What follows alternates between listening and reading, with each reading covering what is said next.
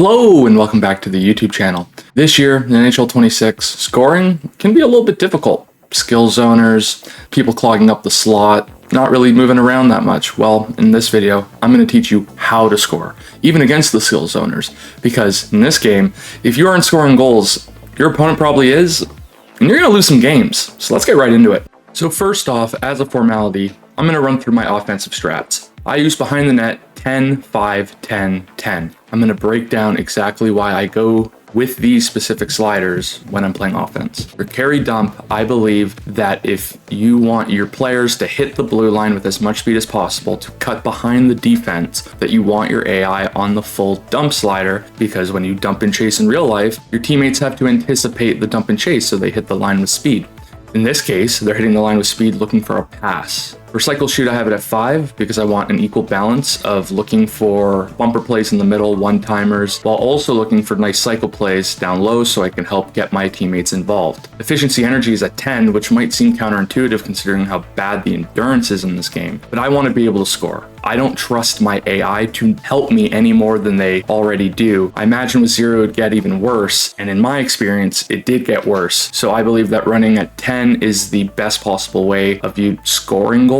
You will have to pay more attention to how your line's energy is going, but trust me, if you run maybe one player with Born Leader, it will all even out and you'll feel pretty good about the way you score. For don't block, I put 10. That's not really an offensive strategy, just more there. I'll touch on that in my defense video. Like I stated in my strategies video, I plan on making a special teams related video because I believe it is very important to score on special teams enough to warrant its own video. However, I will let you know that I do run a 1-3-1 on the power play, and I do try and always find Solani or Sakic. I look for bumper plays in the middle. We'll go through that in the offense video, not on the power play, but for 5v5. In my strategies video, I stated that I use 3 high leave zone early, and I still feel like 3 high leave zone early is a really good breakout combo. However, a lot of people do not use saucer passes in the way I do, or do not like to institute long stretch passes. In that case, I would use strong side slant. That way you have support going through the neutral zone. You will have your players leave early, which might help on the quick breakouts, but on the controlled breakouts, you'll have a lot of support in the middle and you'll be able to outnumber your opponents on the strong side of the ice. Always look for your center to be cutting across the strong side. That is obviously why it's called strong side slant. And if you are so inclined with saucer passes, if your center is cutting across the middle, it might open up the far wing for a saucer pass that leads into maybe a streaking breakaway. One of the biggest issues in NHL 26 so far this year is skill zoning and the effectiveness of defensemen who decide who they want to just sit in the slot and not player switch. This is a pandemic almost that's going on of players getting frustrated because they cannot break the skill zone. Let me show you how to break the skill zone on a rush play when the defender just backs up into the slot. So I win this faceoff with Sakic and I go and attack with Naslund. Naslund hits it to the middle, then goes back to Sakic, back to Naslund, back to Sakic in the back of the net. Let's break this down. So first I make a pass to Naslund, and now my goal here is to try and hit Sakic for a streaking play. Pasternak is covered by 2 forwards over here, or sorry, 2 defenders over here, so he's not really an option. But either I'm going to hold it with Naslund and attack if Doughty follows Sakic, but if he follows Naslund, then obviously I'm going to try and get Sakic and go for a breakaway. He knows this, so he's going to try and play this middle lane. I still hit the pass with Sakic, and now I have an option. My option is drive to the net and try and score, or go back to Pasternak. But knowing that his defenseman is actually very fast, I decide I got to try and make a different play and establish that I can go inside to out, forcing the defense later in the game to have to actually respect me and chase me. So back pass to Naslund. Now the obvious play here would be to receive it on the backhand, take a step, and shoot. McZero Cups, YZYH3, who is ranked 1 on the season leaderboards yesterday, he knows this. He's a good player. So he's going to try and chase me. Notice how he stacks up. He keeps spamming pokes, but I just hit back with a pass, open up that lane, and it's a goal. It might sound difficult. It really isn't. There's a lot of players who will just sit around and spam pokes, thinking that if as long as my body's in position, I can block, shot. If you go outside the inside, the outside, you're going to force them to have to collapse and then expand. That's going to lead to goals for you, especially if you can understand how to set up a one-timer. It's a very effective play, and it helps you beat the skill zoners. Let's get into another play on how to beat the skill zoners. One of the ways I've found actually breaking the skill zone works is shooting 5-hole, surprisingly. In this game in particular, I was facing one of my close friends actually, Mam 8218, and he doesn't skill zone. However, these goals will break the skill zone. Shooting 5-hole is very effective. As we can see here, I walk out of the corner. The goalie takes a step, moves slightly slightly laterally, which allows that 5-hole to open, snipe it 5-hole. This play, I get a little bit lucky with a weird reverse toe drag. I get the puck back. I shouldn't have, but that's not the part we're talking about. We're talking about the goal. This is quick release, so I'm able to surprise the goalie.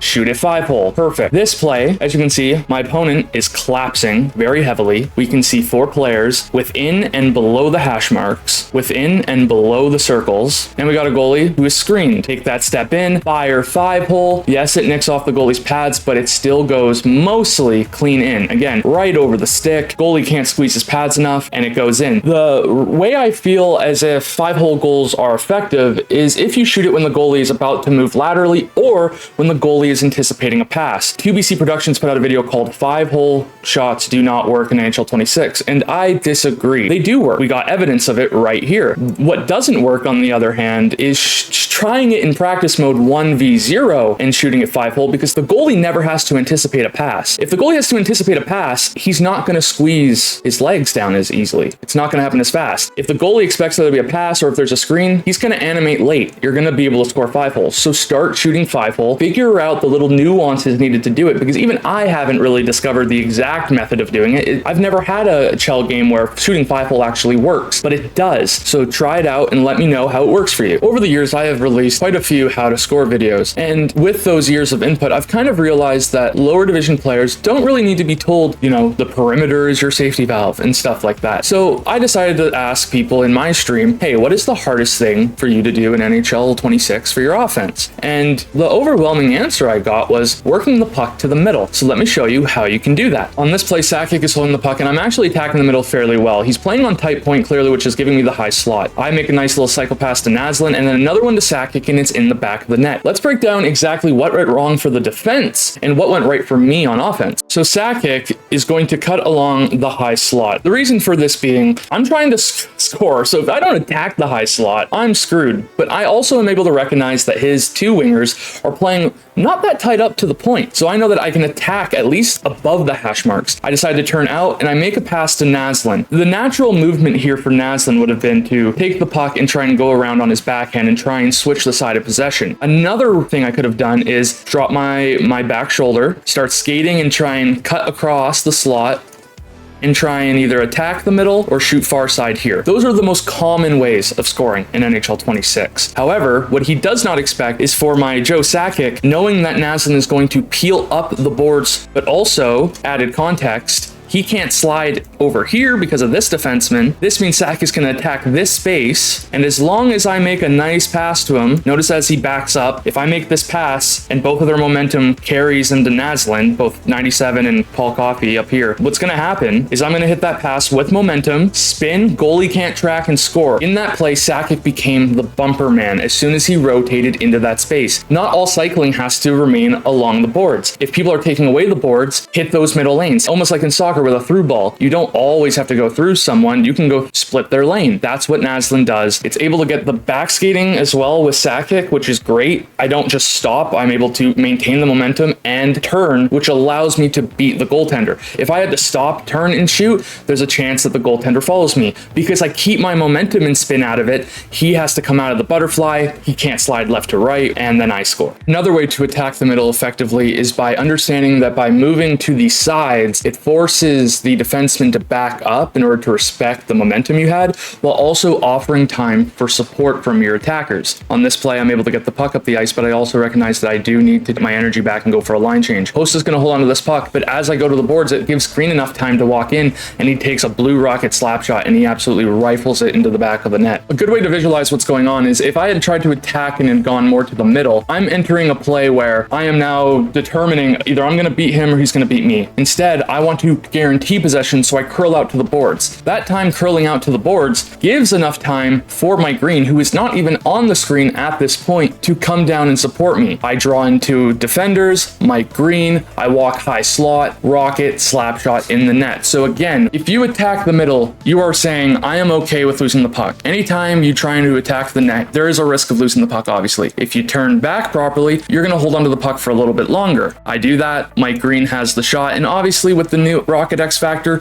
take more slap shots. They actually work. If you want to attack the middle, you need to draw out defenders. You can't just expect them to draw themselves out. You got to be deceptive. So establish that you can actually score on the outside lane, which is going to draw defenders towards you, which will open up the middle of the ice. And we can look at a play that we used earlier to break the skill zone as another example of how to attack the middle and why establishing the middle can open up more plays on the flank, and also establishing the flank can open more plays to the middle. Being unpredictable will lead to more offense. On this play, I break out from my defensive zone, I give it to Fantilli. Remember, this is my fourth line. I attack to the middle, 2 men follow me again, over to Holik, back to Fantilli, another one-timer. This play is actually very effective, more effective than in previous years. But watch again as I speed down the wing with Fantilli, Baron, and Ehlers. He is player switching multiple times to both players. He is trying very hard to try and cut off both down the wall and up the wall. If he had it his way, he'd be controlling 2 players and he'd be converging on me this way, forcing me to have to stop up against momentum, which would allow this defender to come get me. If he could control multiple players, that's exactly what he'd be trying to do.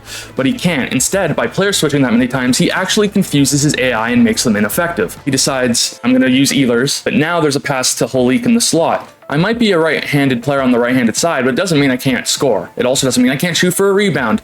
I am still dangerous, especially going into the slot with such a large player with momentum. It would be hard to stop him.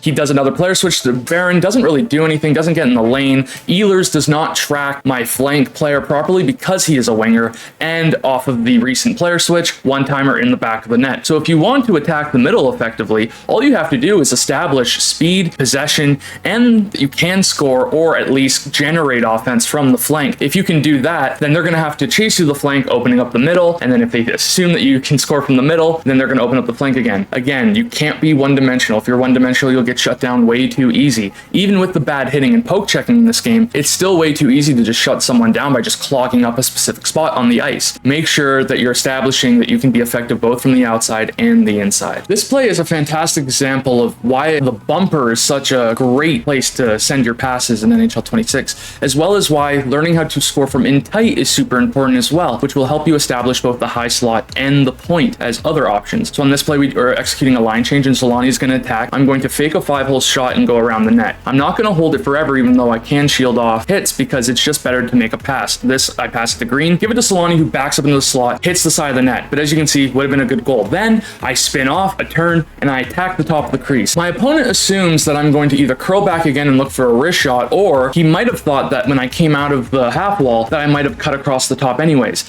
He freezes here, and instead of trying to make a backdoor pass, knowing there's a defenseman in the way, instead what I do is I hold on to protect puck, try and draw the goalie to hug the post, and then just cut across him. It's a lot easier to do that. But again, I'd like to emphasize the bumper importance. Speed across, then we give it to Mike Green, and then watch Solani's path. Solani, instead of just moving over to the flank, he backs up, and what happens is that 3 of his players who are in this triangle all puck watch. They do not pay attention to Solani backing up, and I think perhaps the player switch might have been the reason why. However, nonetheless, I take a step out with Green. He might have also been expecting a pass to Y. However, the context that he missed was that I wasn't on my shooting side on the one-timers. I wouldn't pass to him and then do a one-timer. He doesn't have to try and close that gap as fast because I'm on my passing side. Solani's the one he should be worried about. Make the pass to Solani, get a bad animation on the backhand. It would have gone in had I made the pass a little bit earlier, but I stick with it and I score. So remember, if you're working the middle, also establish that you can score from super in tight. That way, they don't just clog up the high slot. You need to make sure that you can score from in tight as well, so that if they do skill zone, they back up all the way, giving you the high slot to at least try to snipe. There's many different ways of breaking the skill zone. All of them are difficult, but if you can pair a couple methods together, you'll find that you have a lot more success. On these plays, I'm going to show you more on how to score in tight when you're alone with the goalie. A normal breakaway move is just forehand, backhand, forehand, or forehand, backhand. That is what I use. However, when you are presented with non-traditional breakaways or cuts to the net that result in a one-on-one and not just a clear breakaway from the red line in, there's different methods that you need to use to account for position, or the positioning of your defense, the positioning of your forwards, the positioning of the goalie, and so on. So on this play, I show how you can both protect the puck while cutting to the net and scoring while avoiding defenders. As we can see on this play, I try and hit a middle cut and Clark loses the puck, but then I hold it on my backhand, cut all the way to the post, and then quickly cut across, almost in like a weird half circle motion in order to beat the goalie. goalie. This play is so good, it works again. Off the face-off, Bobby Clark is going to win this face-off, and what's going to happen is I'm going to do the exact same play to Bobby Clark. I try to attack the middle, I take the space that's given to me, cut in on the backhand, quickly go to the forehand and shoot. I wasn't as tight in that time, but the shot was still effective and beat the goalie far side. So once again, you want to protect the puck by holding on your backhand, and as soon as you find that lane, once you get around the defenseman, then quickly move it to your forehand and shoot, because you're going to beat the goalie side to side. This one was from a little bit further out,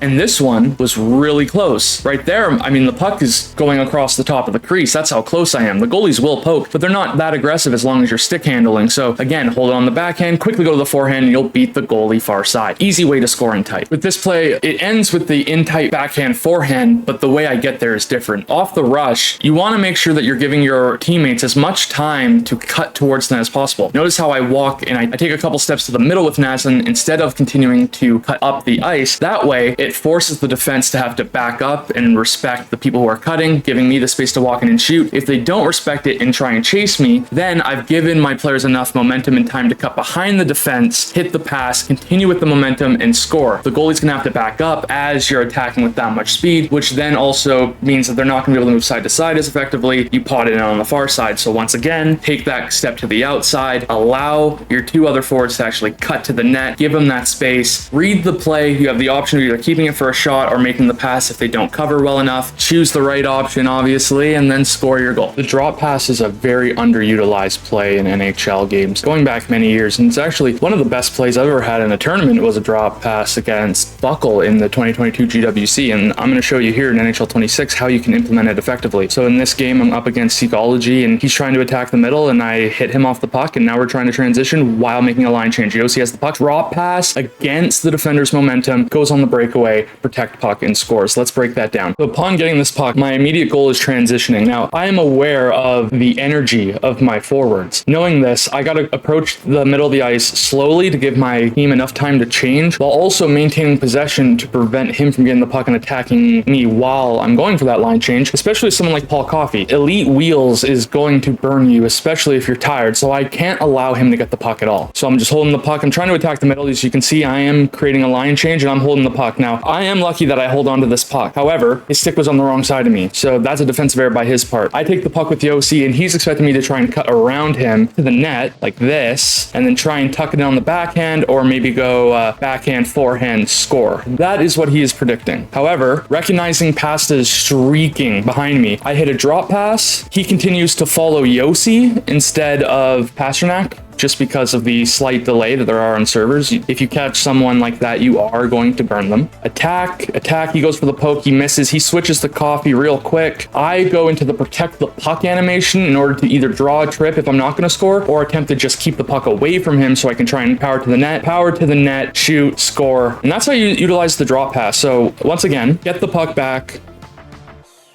hold it, against momentum, make the drop pass to someone with speed, attack, and score. It's actually a lot more simple than you might think. The only thing I would say is make sure you're not doing a drop pass to someone who has no speed, because if someone has no speed, well, then you're not going to be able to attack effectively. Also, when you're doing the drop pass, make sure you have some speed so that when you execute the drop pass, your player doesn't go to pick it back up himself. That is a common error. So make sure that both you and the person you're trying to drop the puck to have speed. That is how you use the drop pass effectively. In NHL 26, I really think the best way to score off a wrist shot, especially if you're aiming high, is to attack downhill with momentum. Obviously, it's not downhill, you're just skating straight. The terminology that a lot of people use, especially on Canucks broadcasts where I get a lot of my hockey terminology from, is skating downhill. So on this play, Solani gets the puck and we're starting the breakout with Bedard. I attempt to go with a through the leg steek and it gets poked. However, Solani has momentum. He just skates down the slot with a nice little flick of the wrist. He roofs it over Pecorine. So once again, watch how Solani's speed forces the goalie to back up, not read the play as well, elevate it over the glove, and you're fine. A lot of the plays this year is literally just make sure you're attacking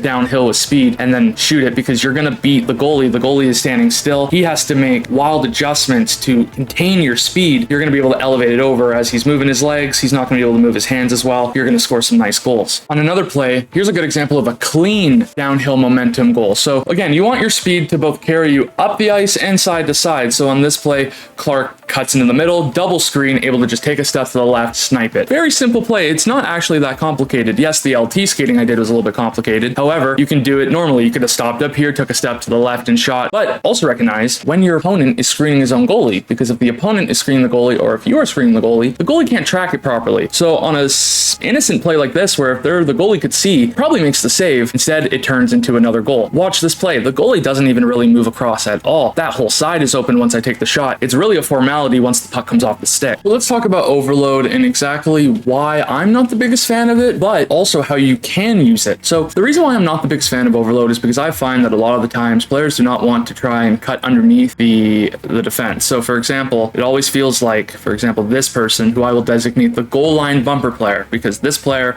can cycle in and out depending on if the strong side winger comes down. So if the strong side winger with the puck were to come down, instead of him backing up, and then them sliding, well, actually what happens is this player will come down this player will come down into the bumper, this player will walk down into the slot, this flank, who is the non-overloaded forward, will come down here, and then as the puck moves around, for example, if this player were to come down here, then all of a sudden they would slide over, he would back up to be the half wall man. All of a sudden this person, who was at one time the goal line bumper player, becomes solely the bumper player, and then the left half wall man will become the goal line guy as they slide over. So the reason why I'm not the biggest fan is because a lot of the times it feels like this player does not create that cut, and if it happens, it's not fast enough. But the way that overload can work, for example, if you are happy working off the half wall above the goal line in like this area, you are solid. And the reason why you're solid is simple. On overload, what you really want is to score from the bumper. The bumper is this player. Now, a lot of people will say, oh, the center is the bumper. That's not always the case. The bumper is just whoever is in the slot. The reason why they're called the bumper is because if you have, let's imagine you have 5 players on the ice, right? Imagine they're just standing like this. We assume that there's no defenseman, right? So we got an option here. This defenseman can make a direct pass to him.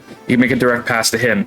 This defenseman could not make a direct pass to this player. The reason being is because there'd be a player in the middle here. What this player's job is to sit in a slot, and accounting for defensive positioning, he can bump the puck out any way he wants. So for example, if a defender is really covering this play from the winger down to the strong side defenseman, or vice versa, what you can do is you can hit the bumper with the pass and go around them. It's a way of being indirect while being direct. So the bumper player will always kind of be around the slot, and if he's not, he's still kind of hovering in these circle areas. So what you want to do is you want to attack off the half wall with the puck and try and outnumber someone down low. Again, because it is overload, you are overloading to one side. Again, if we look at this, you're overloading to one side. Now, of course, this player can kind of shift back and forth, but as long as you offer support, at any given time, there's only going to be 3 people, but as long as this guy cuts into the middle, all of a sudden now you've overloaded. Now you're taking advantage of a 3-on-2 situation. Hopefully, if you can find a direct pass from this defenseman to this bumper, there's many things you can do. You can either bump it back, you can bump it out to the defenseman, but another thing you can do is you can take the puck and, like I said, on the backhand to forehand, would be to just cut to the net and score. So on overload, what you're trying to do is you're trying to outnumber people down low and then crash the net, and if they collapse too much, you're looking for one-timers up high. That is how you overload. The name is very simple. You overload to the strong side while also allowing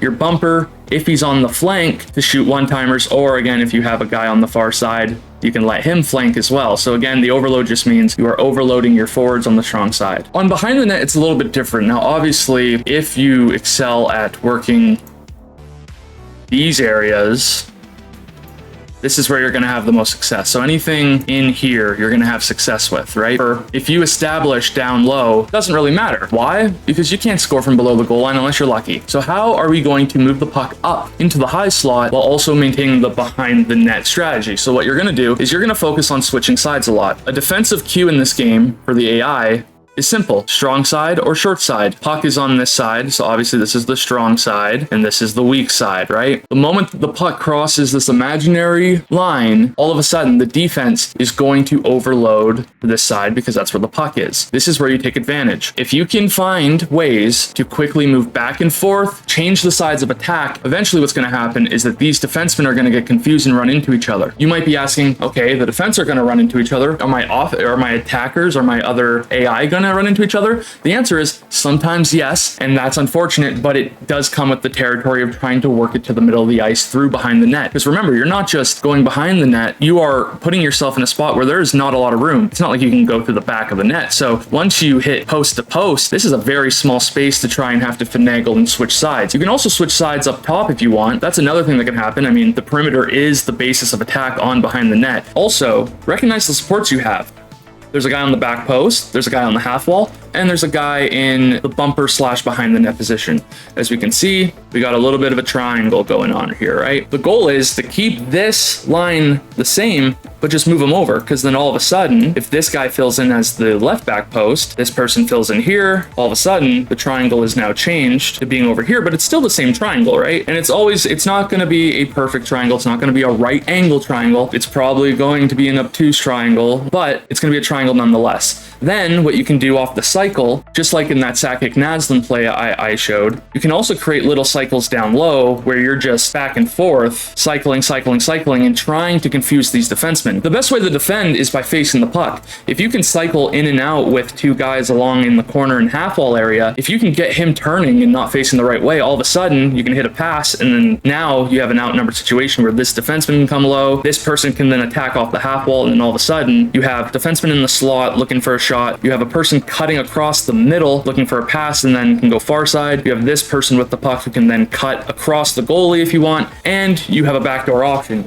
The best part about this is if we look, there's only 3 defenders. So this player might go here, this defender might cover here, this defender might go over to here. Okay, well then all of a sudden, because this attacker is beaten the flank winger, hit the pass, shoot. This guy tries to cut across here, here. Okay, hit this pass, shoot. This defense wants to come here. Okay, cut across. He wants to rush and worry and while scoring the slot. Okay, backdoor. You create chances in outnumbering situations by creating misdirection. By switching sides and going back and forth, you're going to eventually get the defense to turn. That's why I always advocate for moving it both low and high, because, you know, if the defensemen are facing down low and then you hit it back up high, they're gonna have to turn and then you can go back low. You want them to keep constantly be turning, spinning, changing their angles of defense. That way it opens up the best lanes for you and opens up the slot, while also drawing defenders outwards. Crash the net, however, is very straightforward. Obviously, you have the puck and you're just trying to crash the net. Now, what I've noticed over the years in Crash the Net is actually, if you are really good at setting up offense from the point, and not just D to Ds, but like actually walking down to the middle and looking for the flank,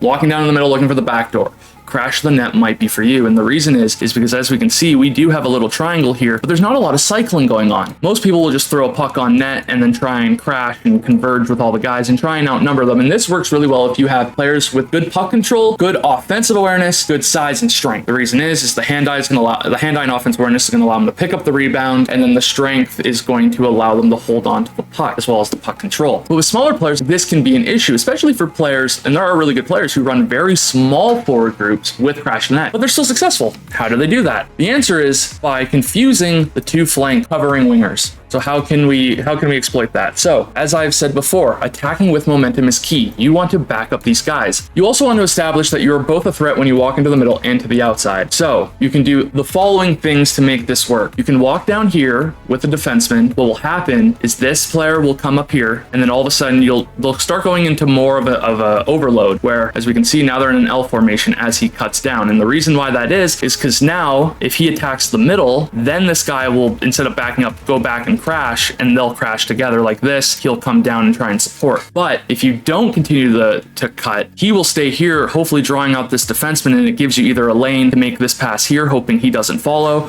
or you can just walk in. Another thing you can do is, once you're down here, if this forward attacks and draws in that defender, then all of a sudden you can walk into the middle and shoot. So what you're trying to do is you're trying to confuse them by setting almost mini picks. Picking is illegal in the real NHL, but in NHL 26, it's sure as hell legal. So you want to create little mini picks there. Another way you can do it is, if you've already established that you can walk down the outside with your defenseman, what you want to do actually is, as I set up the Crash the Net again, what you want to do is instead take a step to the middle. And once you attack the middle, this player will stay. This player is going to crash on the far post. But if you attack, as long as you stay on your side of the half, instead of going to the back post, because your AI will understand understand a direct down pass for a one-timer isn't really effective. He will instead back up to the circle, and if you wait long enough, you can hit him for a flank pass. Now, you're hoping here is that this defenseman follows, worried about the slot shot. If he doesn't and he moves up, then you're going to attack with the puck and either do the backhand forehand, I said, or you're just going to take a shot. If you are attacked by this defender who steps up, or even by this attacker, now, this strong side defender steps up, you got the flank. If he covers and this guy steps up, then you hit the bumper and go forehand or backhand and score. So the thing with Crash the Net is it's almost like football where you're running, your two defensemen are almost quarterbacks, and then you're running almost like options and slants depending on who's covering who. As long as you beat one of the defenders on Crash the Net, you have multiple options. But the issue more so is that if you're actually trying to create a cycle low, you'll find a lot of the times that instead of your forward actually coming down and supporting,